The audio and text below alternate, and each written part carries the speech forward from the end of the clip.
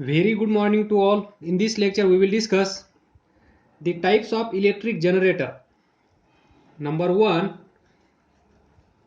AC generator. Number two, DC generator.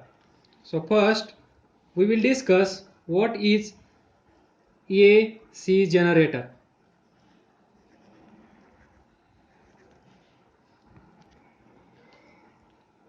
So AC generator म्हणजे alternating current generator. What is alternating current generator? That is, an AC generator produces alternating current. In last lecture we have discussed the generator which produces alternating current is called as AC generator. जे generator alternating current तयार करतं, alternating current produce करतं, त्याला आपण म्हणतो AC generator. And alternating current, that is AC, that is when direction of current is changed, that is positive to negative or negative to positive. This is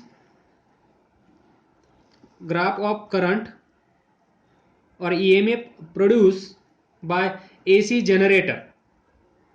तर एका वेळेस पहा, इथे पॉझिटिव्ह आहे, इथे निगेटिव्ह मॅक्सिमम, इथे पॉझिटिव्ह मॅक्सिमम, म्हणजेच इथे डायरेक्शन करंटने चेंज केली आहे, त्यावेळेस आपण त्याला म्हणतो alternating current. The current which reverses its direction is called as alternating current. That is, if the current reverses its direction after equal interval of time, पहा this, इथे 0 डिग्री असेल, इथे 180 डिग्री असेल, इथे 360 degree, 0 to 180 and 180 to 360, equal interval of time, it is called as alternating current. And what is DC current? If the current flows in one direction only,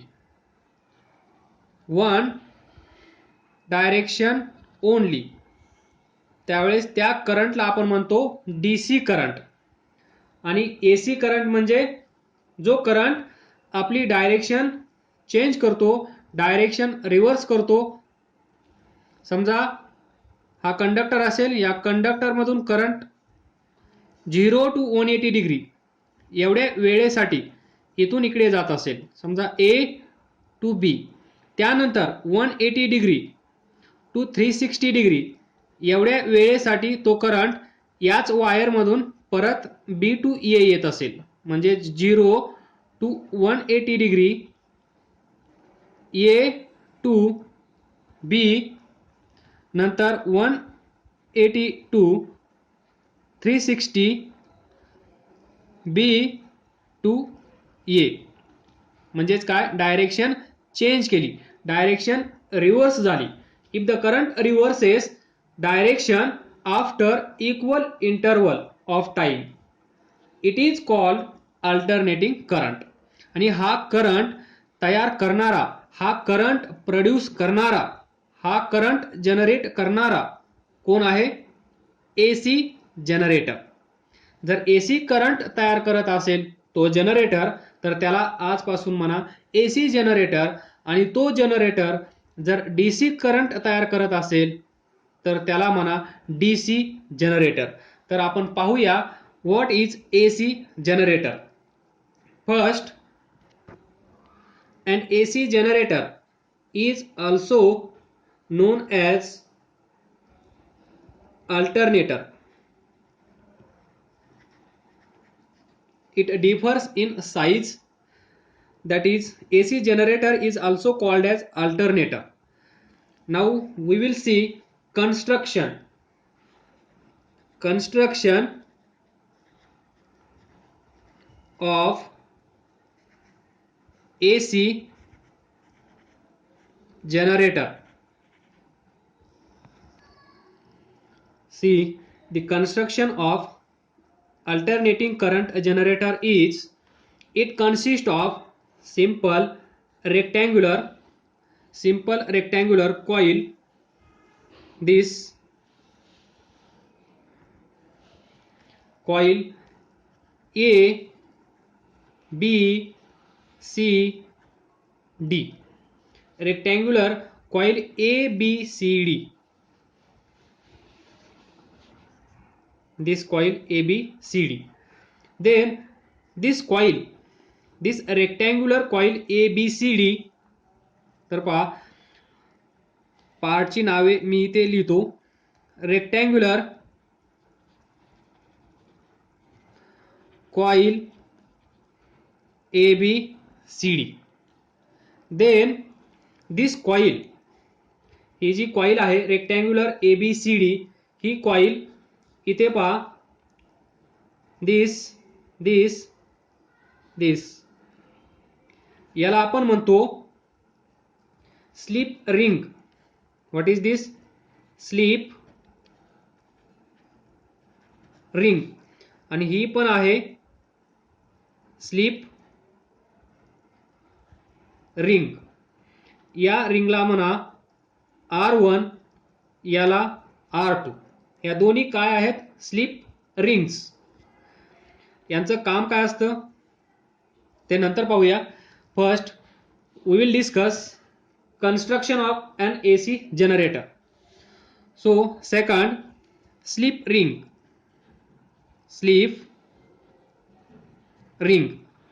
R1 and R2. तर इथे पहा, this rectangular coil ABCD is connected to this AB side. AB side is connected to this slip ring R1. या ABCD कॉइलची ही side AB side कुठे connect केली आहे पहा? R1 ला. R1 काय आहे? Slip ring. That is one side of rectangular coil ABCD, or one side, this AB is connected to slip ring R1. Then another side, this CD, another side CD is connected to this slip ring R2. आलं का लक्षात? पाठ झाल्यानंतर मला सांगा. Then this rectangular coil ABCD is kept in between these two magnet.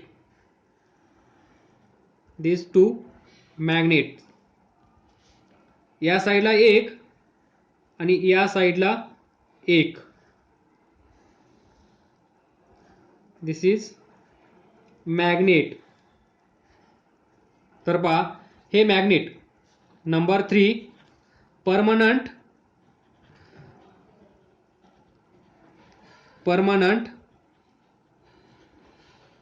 Magnet. यांचा shape कसा असतो? Permanent magnet M. तर याचा शेप कसा असतो पहा? Shape of this permanent magnet is U shape. कसे असतात हे? U shape or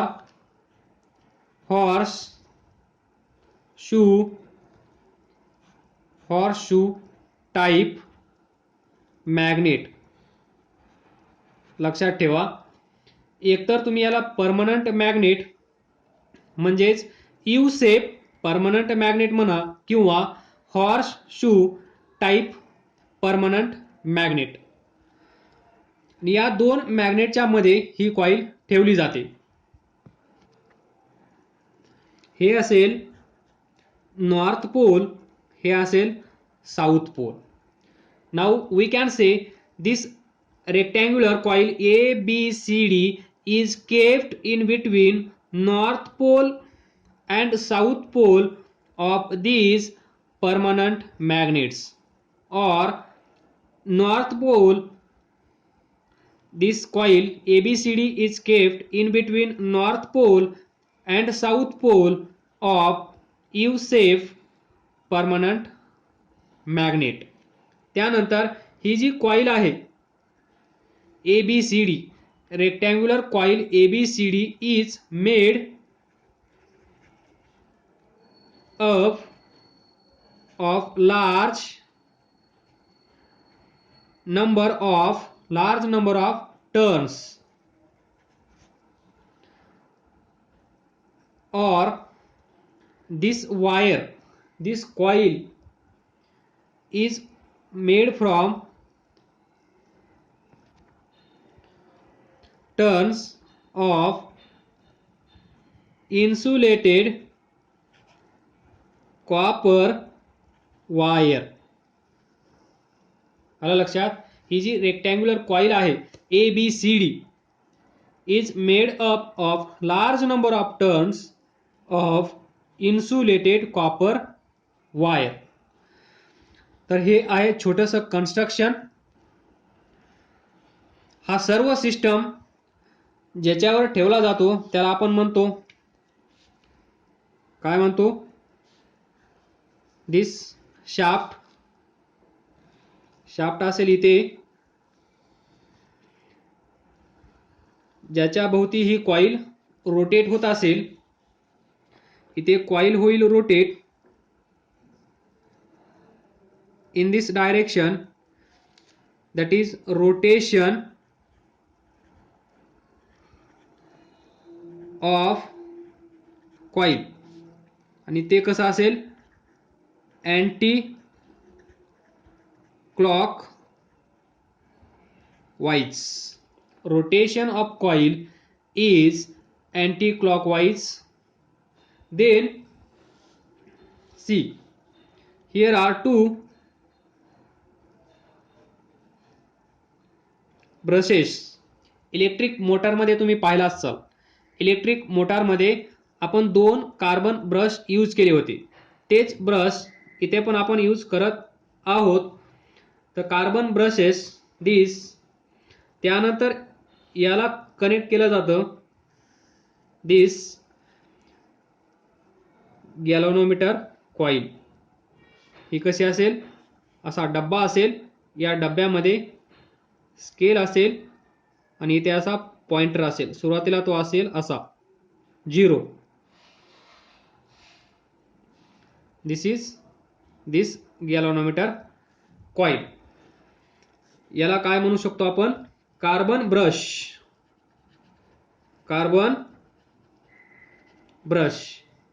हा पण कार्बन ब्रश. याला म्हणा, हा R1 असेल तर हा B1, हा R2 असेल तर हा B2. This is more about construction of an AC generator. तर आता आपण पाहूया वर्किंग. या गॅल्व्हनोमीटरचं काम काय असेल माहित आहे ना? To show presence of current. या वायरमधून करंट फ्लो होत आहे की नाही हे सांगणं, हे कुणाचं काम असेल? या गॅल्व्हनोमीटर कॉइलचं. त्यामुळे हा गॅल्व्हनोमीटर कॉइल कुठे जोडला आहे? One end of this coil, हा एंड या साईडला जोडला आहे AB ला. हा दुसरा एंड पहा, याच्या थ्रू स्लिप रिंग R2 च्या मार्फत CD ला जोडला आहे. तर असा असेल सिंपल, इथे लिहा AC generator, simple AC generator, alternating current तयार करणारा जनरेटर. हे सिंपल कन्स्ट्रक्शन आहे. याच्यामध्ये अजून भरपूर सारे पार्ट्स असतात ॲक्च्युअली. ज्यावेळेस तुम्ही ॲक्च्युअली हे जनरेटर पाहाल त्यावेळेस हे सोडून अजून काही पार्ट्स तुम्हाला दिसतील. त्याला आपण ॲक्च्युअली किंवा कमर्शियल AC जनरेटर असं म्हणतो, हे समजण्यासाठी मेन पार्ट्स आपण डिस्कस करत आहोत. तर पहा, फंक्शन और working of AC generator simple आहे. ते पाठीमागच्या लेक्चरमध्ये पण मी डिस्कस केलं आहे.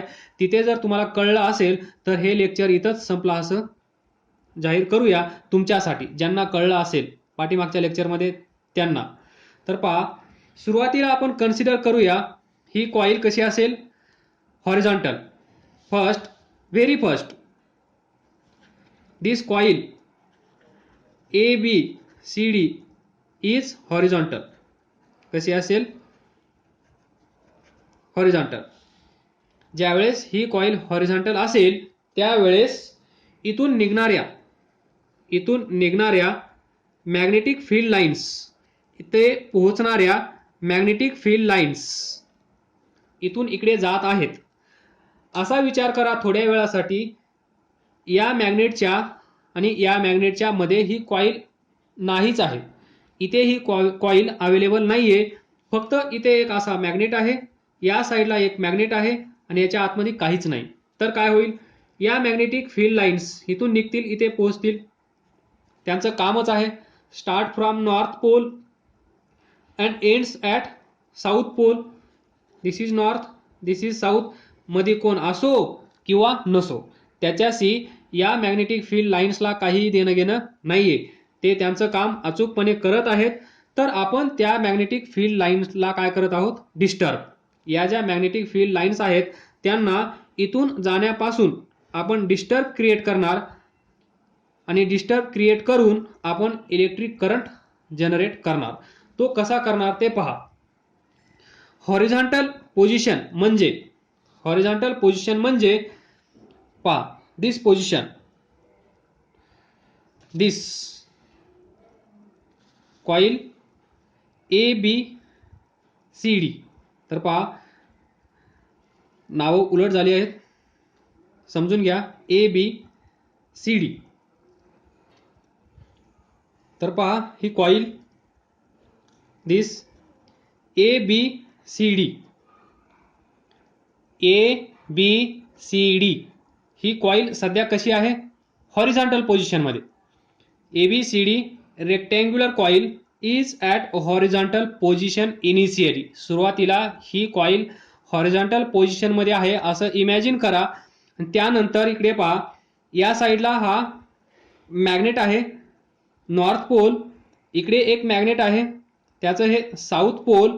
तर या दोन मॅग्नेटच्या आतमध्ये ही कॉईल आहे ABCD हॉरिझॉन्टल पोझिशनमध्ये. तर विचार करा, थोडासा विचार करा. इथून निघणारी मॅग्नेटिक फील्ड लाईन्स इकडे जाऊन पोहोचेल. It will start at north pole, it will end at south pole. हे आपल्याला माहीत आहे. म्हणजे इथून निघणारी मॅग्नेटिक फील्ड लाईन इथे येऊन पोहोचणार आहे. हे त्रिकालबाधित सत्य आहे, त्याला कोणीही रोखू शकणार नाही. त्याच्यामध्ये आपण डिस्टर्बन्स क्रिएट केला आहे. एक कॉईल ठेवली आहे, त्या कॉईलचं नाव आहे ABCD rectangular coil which is horizontal initially. या सिच्युएशनमध्ये इमॅजिन करा, इथून निघणाऱ्या मॅग्नेटिक फील्ड लाईन्स या रेक्टँग्युलर कॉईलमधून पास होतील का. या क्वेश्चनचा आन्सर ज्यांना देता येईल त्यांच्यासाठी इलेक्ट्रिक जनरेटर खतम, इलेक्ट्रिक जनरेटर समजला. तर पहा, ज्यावेळेस ही कॉईल हॉरिझॉन्टल पोझिशनमध्ये असेल त्यावेळेस एकही मॅग्नेटिक फील्ड लाईन्स याच्यामधून जाणार नाही. कारण याला तुमच्यासाठी असं करून दाखवतो. तर पहा, या पोझिशनमध्ये म्हणजे या साईडकडून, म्हणजेच टॉप टू बॉटम, इथून इकडे पहा, वरून खाली इकडे जर मॅग्नेटिक फील्ड लाईन जात असेल तर ती कशी असेल. पहा, ही मॅग्नेटिक फील्ड लाईन आहे दिस, आणि ही व्हर्टिकल म्हणजेच हॉरिझॉन्टल पोझिशन आहे. हॉरिझॉन्टल पोझिशनमध्ये जेव्हा ही कॉईल असेल तेव्हा ही मॅग्नेटिक फील्ड लाईन पहा, त्याला पॅरलली असेल. ज्यावेळेस ही पॅरलल असेल त्यावेळेस ती या कॉईलमधून अशी जाणार नाही, ती अशी जाईल. याला टच करून तरी जाईल किंवा इथून जाईल किंवा अजून इथून जाईल, या एरियामधून कुठून तरी जाईल, किंवा या साईडचा विचार केला तर या साईडनी टच करून जाईल, अशी जाईल, किंवा थोडीशी दुरून जाईल, किंवा थोडीशी अजून दुरून जाईल, किंवा अजून थोडीशी दुरून जाईल, म्हणजे जवळ जवळ जवळ जवळ किंवा याशी टच करून जाईल, या साईडला किंवा या साईडला, इन हॉरिझॉन्टल पोझिशन, या पोझिशनमध्ये. म्हणजेच एक तर ती मॅग्नेटिक फील्ड लाईन अशी जाईल, पहा दिस इज मॅग्नेटिक फील्ड लाईन, वरून जाईल, किंवा ती अशी खालून जाईल. आलं का लक्षात? एकतर ती खालून जाईल किंवा एकतर ती वरून जाईल, पण या कॉइलमधून पास होणार नाही. आणि जेव्हा या कॉइलमधून ही मॅग्नेटिक फील्ड लाईन पास होणार नाही त्यावेळेस करंट तयार होणार नाही. तर पहा, हा मॅग्नेट असेल, हा या साईडचा मॅग्नेट असेल, आणि ही कॉइल अशी असेल. आलं लक्षात? इनिशियली इन हॉरिझॉन्टल पोझिशन, इथून निघणाऱ्या मॅग्नेटिक फील्ड लाईन्स इकडे पोहोचतील खऱ्या, पण याच्यामधून एकही जाणार नाही. म्हणजेच number of magnetic field lines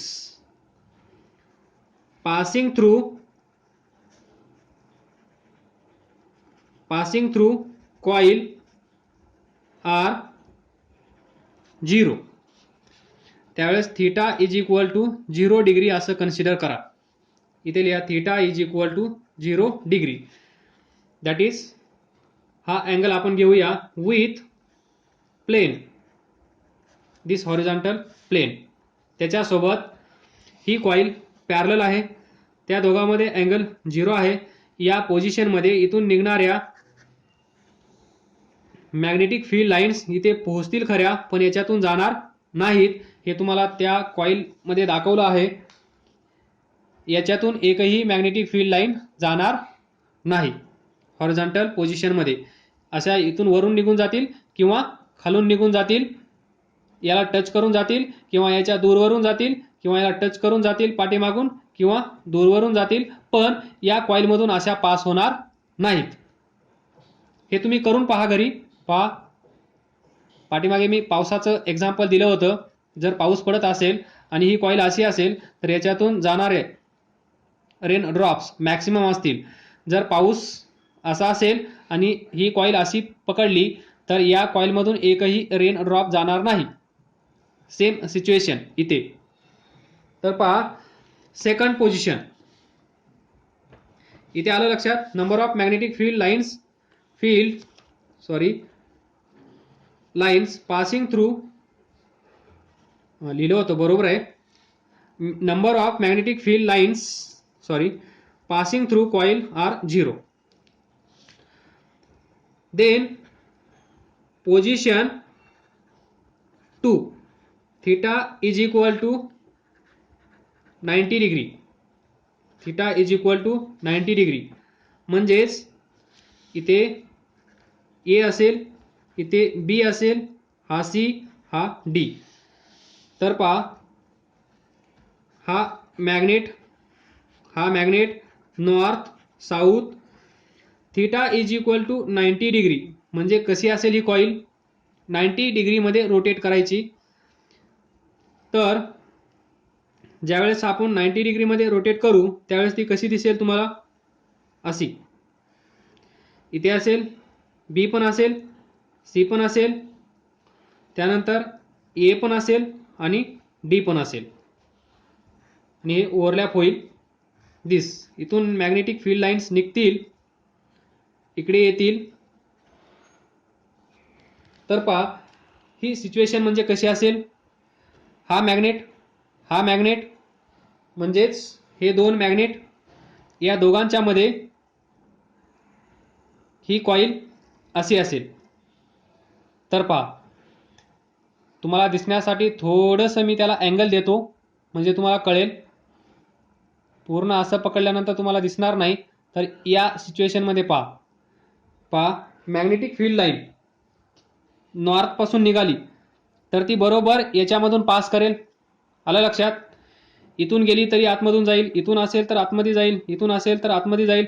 म्हणजे या नॉर्थ पोल पासून निघणाऱ्या सर्व मॅग्नेटिक फील्ड लाईन्स या कॉइलमधून इकडे जातील. बरोबर? आलं लक्षात? या बघा या सिच्युएशनमध्ये सर्व मॅग्नेटिक फील्ड लाईन्स या कॉइलमधून पास होत आहेत. आलं लक्षात? तर इथे आपण असं म्हणू शकतो या पोझिशनमध्ये number of magnetic field lines, number of magnetic field lines passing through coil are maximum. इथे 0 आहेत, इथे मॅक्सिमम म्हणजे आपल्यासाठी आपण कन्सिडर करूया आज 10. बरोबर? म्हणजे या दोन ज्यावेळेस ही कॉइल पहिली हॉरिझॉन्टल होती त्यानंतर 90 डिग्रीमध्ये रोटेट झाली त्यावेळेस पहा किती मॅग्नेटिक फील्ड लाईन्स जात आहेत? 10. तर याच्यामध्ये विचार करा, थोडासा विचार करा, ही कॉइल कशी जाणार आहे? सुरुवातीला अशी असेल हॉरिझॉन्टल, त्यानंतर थोडी थोडी इन्क्लाइन होईल. पहिलं 10 डिग्री, नंतर 20, 30, 40, नंतर 60, 70, 80 आणि त्यानंतर 90 अशी बनेल. त्यानंतर अजून काय होईल? 100, 1, 110, 120, 130 असं करून ही परत हॉरिझॉन्टल बनेल. म्हणजे ॲट 180 डिग्री. म्हणजे ही परत 180 डिग्रीला काय बनेल? पोझिशन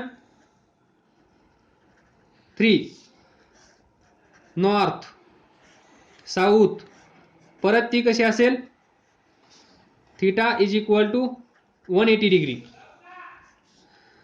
पण याच्यामध्ये चेंज काय असेल? हा जो सी आहे सी डी तो कोणत्या साईडला जाईल? सी डी रोटेट झाल्यामुळे थ्रू 180 डिग्री सी इथे जाईल, डी इथे जाईल, ए इथे येईल, बी इथे येईल. आलं का लक्षात? तर पहा इथे पहा, इथे ए आहे, इथे डी आहे. तर याच्या पाठीमागे पहा, हे असं फिरल्यानंतर इथला डी इथे आला, इथला सी इथे गेला. सॉरी, हा ए आहे, दिस इज ए, हा ए आहे, ए बी सी डी. तर पहा ए डी फिरल्यानंतर ए ची जागा कुणी घेतली? डी ने. आणि डी ची जागा कुणी घेतली? ए ने. त्याचप्रमाणे इथे पहा याच्यामध्ये हे असेल पाठीमागचं स्ट्रक्चर, इथे असेल डी, इथे असेल ए, इथे असेल बी, इथे असेल सी. आलं लक्षात? तर पहा इथे पहा सी इकडे गेला, बी इकडे आला. ज्यावेळेस ही कॉइल 180 डिग्री मधून रोटेट होईल त्यावेळेस 180 डिग्री हॉरिझॉन्टल, 90, 180. आलं लक्षात? हॉरिझॉन्टल म्हणजे 0 डिग्री, 90 डिग्री व्हर्टिकल, त्यानंतर हॉरिझॉन्टल 180 डिग्री म्हणजेच half revolution. 0 degree to 180 degree.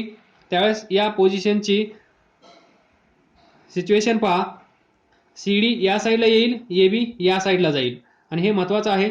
तर यावेळेस पहा number of magnetic field lines किती असतील? परत 0. आलं लक्षात? कारण ही पोझिशन म्हणजेच ही पोझिशन यावेळेस किती जात होत्या? 0. थीटा इज इक्वल टू 0 डिग्रीला 0. तर पोझिशन 180 डिग्रीला किती असतील? 0. तर पहा आता, तर हा जो करंट याच्यामध्ये प्रोड्यूस होणार आहे तो करंट नेमका कशामुळे तयार होत असतो? तर change in magnetic field lines, change in magnetic field lines change झाल्यामुळे. म्हणजे इथे सुरुवातीला यावेळेस number of magnetic field lines किती जात आहेत? 0. त्यानंतर ज्यावेळेस ती 0 पासून 90 डिग्री जाते त्यावेळेस किती जात आहेत? 10 म्हणजे 0 डिग्री आहे, त्यावेळेस 0 number of magnetic field lines आहेत त्या कॉईलमधून जाणाऱ्या. ज्यावेळेस ती कॉईल 90 डिग्रीमधून रोटेट होईल त्यावेळेस number of magnetic field lines passing through coil are 10. सोपा, this difference 10 minus 0 is equal to 10. This change in magnetic field lines is 10. हा जो चेंज आहे या चेंजमुळे याच्यामध्ये करंट तयार होत असतो आणि हा डायरेक्ट चेंज 10 नसणार आहे. सुरुवातीला कॉईल तुम्हाला माहित आहे कॉईल रोटेट कशी होणार आहे, ही हॉरिझॉन्टल असणार आहे. सुरुवातीला अशी 10 डिग्री इन्क्लाइन होईल, त्यावेळेस एक मॅग्नेटिक फील्ड लाईन याच्यामधून जाईल. ज्यावेळेस ही अजून 20 डिग्री इन्क्लाइन होईल विथ सरफेस, त्यावेळेस नंबर ऑफ लाईन्स वाढतील. त्यानंतर ही अजून 45 डिग्रीमध्ये इन्क्लाइन होईल, त्यावेळेस याच्यामधून जाणाऱ्या लाईन्स अजून वाढतील. ज्यावेळेस ही अशी होईल आणि नंतर 90 होईल, त्यावेळेस maximum number of magnetic field lines याच्यामधून पास होतील. हे पाठीमागच्या लेक्चरमध्ये तुम्हाला सांगितलं आहे. ज्यावेळेस पाऊस पडत असेल त्यावेळेस ही कॉईल अशी असेल तर याच्यामधून जाणारे रेन ड्रॉप्स मॅक्सिमम असतील. थोडीशी इन्क्लाइन केली तर थोडे कमी होतील, परत अशी इन्क्लाइन केली तर अजून कमी होतील, अजून इन्क्लाइन केली तर अजून कमी होतील. आणि एक वेळ अशी येईल की ही कॉईल ज्यावेळेस व्हर्टिकल असेल म्हणजेच रेन ड्रॉप्सची पाथ जी आहे त्या पाथला ही कॉईल जर पॅरलल झाली तर याच्यामधून एकही रेन ड्रॉप जाणार नाही. म्हणजेच ती सिच्युएशन इथे म्हणजे कोणती आहे, दिस पॅरलल. जर नाही समजलं तर तिथेच तुम्ही त्याच दिवशी विचारा, आपण डिस्कस करूया. आणि समजलं असेल तर चांगली गोष्ट. हे लक्षात ठेवा फक्त, याच्यातून या पोझिशनमध्ये व्हर्टिकली रेन ड्रॉपचा विचार केला तर मॅक्सिमम जातील आणि रेन ड्रॉपचा विचार केला तर याच्यामधून 0 जातील. पण इथे थोडंसं वेगळं आहे. आपले रेन ड्रॉप कुठून येत आहेत, इकडून येत आहेत, हे इकडून येत आहेत, लेफ्ट टू राईट. म्हणजे या पोझिशनमध्ये ही त्याला पॅरलल झाली, ही पोझिशन याला पॅरलल झाली पहा, तर याच्यातून एकही जाणार नाही. जर ही व्हर्टिकल झाली म्हणजेच परपेंडिक्युलर तर याच्यातून maximum number of magnetic field lines pass होणार. आणि त्यावेळेस आपल्याला हा चेंज पहा, हा चेंज कसा असेल, मॅक्सिमम चेंज असेल. हा जो चेंज आहे तो कसा असेल, मॅक्स. याच्यापेक्षा जास्त चेंज आपल्याला भेटणार नाही. मग तो चेंज असेल सुरुवातीला 0 मॅग्नेटिक फील्ड लाईन्स, नंतर 1 वाढेल, नंतर 2 होतील, नंतर 3 होतील, नंतर 4, 5, 6, 7, 8, नंतर 9 आणि नंतर 10. म्हणजे थोडा अँगल चेंज झाला त्या कॉईलचा.